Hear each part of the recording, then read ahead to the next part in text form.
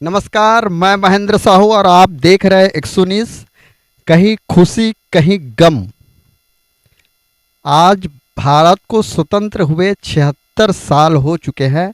यहाँ पे हमारे महासमुंद में कुशाभाऊ ठाकरे गार्डन के पास यहाँ पे रिटायरमेंट हुए बुजुर्गों का एक टोली रोज एक साथ बैठते हैं और अपनी ज़िंदगी को खुशी में बदलने के लिए यहाँ पे बैठ के एक दूसरे से वार्तालाप करते हैं और उसके बाद वो अपनी जीवन को एक दिन जी लेने का बहुत ही अच्छा महसूस करते हैं। आज मैं वहाँ पे आया हूँ जहाँ पे ये लोग बैठते हैं और ये सारे देख रहे हैं आप, दिखाना चाहेंगे हम, ये सारे लोग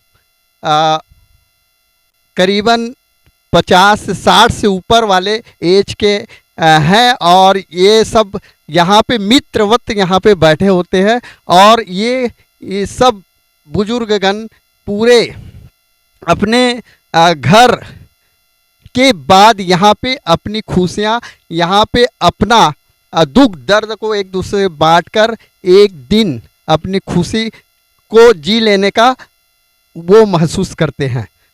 हम जानना चाहेंगे आज यहाँ पे एक आपका नाम सर? गोकुल राम साहू जी का बर्थडे मनाया गया और ये सारे लोग बर्थडे मनाए। आप बताएं कि ये मित्र मंडली कैसे बना आप लोगों? हम लोग पहले इधर उधर सब घूमते थे और उस दरमियान अलग अलग विभाग से सब रिटायर हुए थे और हम लोग इधर उधर सब घूमते टहलते थे। तो एक दिन ऐसे मन में विचार आया कि क्यों ना एक जगह बैठ के मित्र मंडल का गठन करें और इस हिसाब से सौभाग्यवश 2018 में हमारे बलदाऊ वैष्णव महाराज जी का 24 अक्टूबर को जन्मदिन था। उसी दिन से हम लोग जन्मदिन के रूप में यहाँ खुशी बांटते हैं और आज पर्यंत तक ये चल रहा है। ये कह रहे हैं कि हम लोग इन्हीं मित्रों के साथ खुशी बांटने का प्रयास करते हैं। ये आप बताएंगे साहू जी, रिटायरमेंट के बाद आप लोगों को और क्या परेशानी है? अभी तो ऐसा परेशानी महसूस नहीं हुआ है। सब एक दूसरे का भाईचारे के हैसियत से बैठते हैं, उड़ते हैं और एक दूसरे का दुख सुख में हम लोग सहभागी जाते हैं। अगर किसी परिवार में हमारे सदस्य का किसी के यहाँ कोई जन्मदिन बच्चों का हुआ तो हम लोग वहाँ आमंत्रित करते हैं, तो हम लोग जाते हैं। किसी के यहाँ कोई कार्यक्रम दशगात्र का हुआ, अगर आमंत्रित करते हैं तो हम लोग भी सहभागी के रूप में उसका दुख सुख में हम लोग भी शामिल होते हैं। ये हमारा मित्र मंडल बहुत अच्छा चल रहा है। इसमें हम लोगों को भी चाहिए कि आपस में सभी मिलजुल के रहना चाहिए। ये मिलजुल के रहने की बात कह रहे हैं और ये बुजुर्ग तो हैं ही, और आप अपना अनुभव बताइए, आज के बच्चों को क्या कहना चाहेंगे? आज के बच्चों को सुंदर पढ़ाई लिखाई कराना चाहिए और क्या है देश के बारे में उसको हर बात बताना चाहिए, शिक्षाप्रद बात करना चाहिए और बच्चे लोगों के पास हर हमेशा सत्य बोलना चाहिए, गंदा शब्द नहीं बोलना चाहिए और सही सही अच्छा अच्छा भगवान के नाम से उसको शिक्षा दीक्षा दिया जाता है और देना चाहिए। अभी आप लोग रिटायर हो गए हैं, आप कितने साल से रिटायर हैं? कितना उम्र है आपकी? मेरा उम्र अभी 79 साल रनिंग है। मैं 2004 में जिला सहकारी बैंक से रिटायर हुआ हूँ और उसी बीच में वैसे मैं तो पिथौरा का रहने वाला हूँ, लेकिन क्या है कि मेरा लड़का जो है पुलिस में था, जिला पुलिस बल में। वो 2008 में शहीद होने के बाद उनकी जो विधवा है उनके साथ में मैं यहाँ पर रहता हूँ और उनका देख रेख कर रहा हूँ। और इसी बीच में हम लोगों का जो मित्र मंडल में एक दूसरे का परिचय हुआ, उस दिन से हम लोग एक जगह बैठते हैं और अपना सुख दुख बांटते हैं और भविष्य में अपने भावी पीढ़ी के लोगों के लिए भी यही मतलब ये करता हूँ कि वो जिस प्रकार से हम लोग अपना समय बिता रहे हैं उसी प्रकार वो भी अपना समय बिताएं, एक दूसरे से मिलें। अभी आप बताएं कि ये मित्र मंडली आप जो बनाए हैं उसमें रोज आते हैं, कैसे महसूस करते हैं? आते हैं, रोज आते हैं हम लोग और सप्ताह में एक दिन तो निश्चित है, समझे मंगलवार बिल्कुल निश्चित है। और ऐसे बीच बीच में आते रहते हैं हम लोग। अब आते हैं तो क्या है, अपना एक उस दिन का अपना दिनचर्या, अपना दैनिक मतलब ये है, हाँ वर्क का, हाँ उसी में रहते मतलब बढ़िया, मतलब एक दूसरे से बातचीत करते हैं, सहयोग करते हैं, बढ़िया बैठते हैं उठते हैं, ऐसा वो दैनिक वाला है। और हफ्ता में एक दिन, सप्ताह में एक दिन बिल्कुल मंगलवार के निश्चित रूप से और आते हैं। ये कह रहा है कि हनुमान चालीसा आप लोग करते हैं, कैसे महसूस करते हैं सारे मित्र? हनुमान चालीसा से हम लोगों के मन में अच्छा लगता है सर, शांति मिलती है और कम से अपने मन में जो दुर्गुण है वो तो दूर होने का रहता है, और हो सकता है उसके माने हम लोगों को एक दूसरे से आपस में भाईचारे सहयोग की भावना से काम करते हैं। अभी आप यहाँ पे हैं, आप ये जो मित्र मंडली है आपकी, ये किसी की के यहाँ कुछ घटना या दुर्घटना होती है तो क्या करते हैं? हम लोग एक दूसरे को सहयोग भी करते हैं। मान लो किसी का स्वास्थ्य खराब है या कोई जो जानकारी नहीं मिल पाती तो एक दूसरे चर्चा करके कौन सी बीमारी है, कहाँ इलाज होता है, इस संबंध में भी सामूहिक चर्चा करके सामने वाले को बताते हैं और इलाज के लिए प्रेरित करते हैं। ये कह रहा है कि ये एक दूसरे का सहयोग करते हैं, इलाज के लिए प्रेरित करते हैं। एक महासुन का बहुत बड़ा उदाहरण है कि ये सारे बुजुर्गन, कम से कम आप लोग की संख्या क्या होगी सर?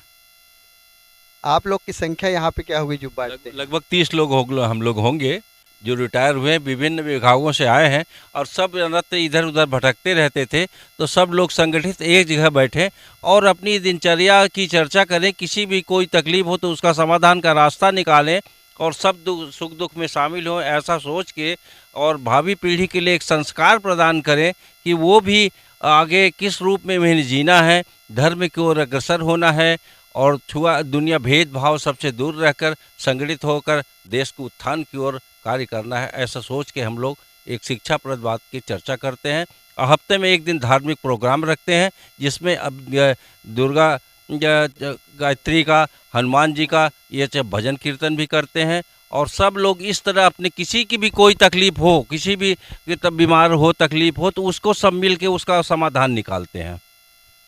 ये कह रहे हैं कि सब मिलकर समाधान निकलते हैं और इन समाधानों के कारण इनका जो जीवन है, इनकी जो एज है अधिक है।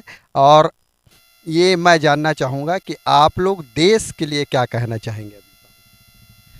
हम लोग देश के लिए चाहेंगे, जैसे कि एक उदाहरण है कोरोना काल के समय 2020-21 में पूरे राष्ट्र में, देश में कोरोना का महामारी फैला हुआ था। उस समय हमारे मित्र मंडल के द्वारा मुख्यमंत्री सहायता कोष में हम लोग राशि दिए हैं विधायक के माध्यम से। यही हम लोग यही चाहते हैं कि जो भी संकट देश के लिए हो तो हम लोग उसमें आगे रहते हैं, उसके लिए सहयोग की भावना रखते हैं। ये देश के लिए जीना चाहते हैं और पूरे देश की जनता और देश के लोगों को ये आह्वान कर रहे हैं कि सब ऐसी जुल मिल कर रहे हैं और समय पर मित्रवत काम करके ही जिंदगी जीना चाहिए। नौकरी छोड़ने के बाद क्या है, दिनचर्या उसका ख़त्म हो जाता है। उसके बाद ये सोचता है कि मैं नौकरी कर रहा था और मना तनख्वाह मिल रहा था, लोग बाग नमस्ते करते थे, वो क्या छूट जाता है। छूटने के बाद क्या है, कई जन ज़्यादा दिन नहीं जीते हो, अधिकतर देखा गया है क्यों कई जन डिप्रेशन में आ जाते हैं और जिसको फुल पेंशन मिला तो थोड़ा जी लेगा और जिसको पेंशन नहीं है, पहले जो जीपीएफ था, सीपीएफ था, हम लोग सीपीएफ भले जो 40,000 पेंशन मिलना चाहिए अभी 1,000 मिल रहा है, उसके बारे में आप मैंने रिपोर्ट में देंगे। मैंने गवर्नमेंट क्या है व्यापारी नीति लगाया था, सीपीएफ मैंने ईपीएफ मैंने कर्मचारी पेंशन, तो इसको भी आप मैंने छापेंगे। ये क्या हुआ, ये आप ये कह रहे हैं कि इन मित्रों के साथ रहने से डिप्रेशन का जो हम शिकार हैं उससे बच जाते हैं, आपका क्या कहना? देखिए क्या है कि वो तो खैर अपना विचार उसमें रखा है, लेकिन मैं उसमें प्रकाश डालूंगा। हमारा जो ये मित्र मंडल है क्या है, कैसा है, इसका उद्देश्य क्या है, महत्व क्या है हम लोगों का बैठने का यहाँ, और आपसे ये अवगत कराना चाहता हूँ कि हमारी जो मित्र मंडल है यहाँ की एक ऐसे यानी मतलब मोड़ से गुजरा है जैसे करोना काल में। उसी समय हमारे मित्र मंडल का गठन हुआ और गठन होने के बाद में ये यानी मतलब देश में एक संकट आ गया जिसे आप कोरोना के नाम से जानते हैं। उस स्थिति पर हमारा जो मित्र मंडल है संकट की स्थिति में हमसे जो भी बना जैसा भी बना हमने सहयोग किया और आगे इस देश के लिए हम यही सोचेंगे कि हमारे इस उम्र के पड़ाव तक के जहाँ तक के भी हो हम यानी जैसा भी हो सके आज हमारा जो देश है आज उस कामयाबी पर पहुंचा है। आज हमारे देश के प्रति हमें जागरूकता रहना चाहिए और एक जिज्ञासा प्राप्त होना चाहिए इससे, ताकि हम अपने मित्र मंडल में अपने को एक सामर्थ्य महसूस करें। बात यह है कि संगठन शक्ति कलयुग है। आप बगैर संगठन के पहले एक विचार उत्पन्न होता है, फिर मत बनता है, मत के बाद एक समिति बनता है, समिति के बाद पीढ़ी दर पीढ़ी फिर वो परंपरा में बलती फिर समाज का निर्धारण होता है। एक्सो न्यूज़ रिपोर्टर महेंद्र साहू, महासमुंद, छत्तीसगढ़।